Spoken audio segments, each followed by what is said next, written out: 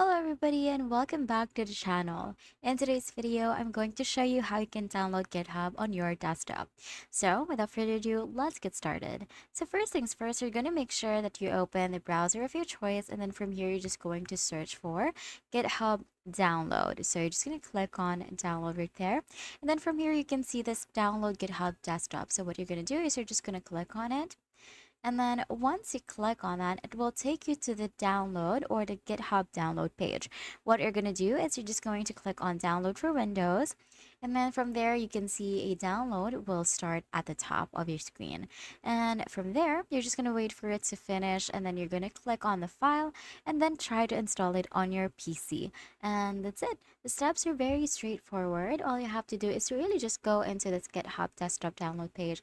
And then once again, just click on download for Windows and it will start downloading automatically. And that's it. That is how you can download GitHub on your desktop. If this video helped you, please don't forget to like the video and subscribe to the channel for more videos like this.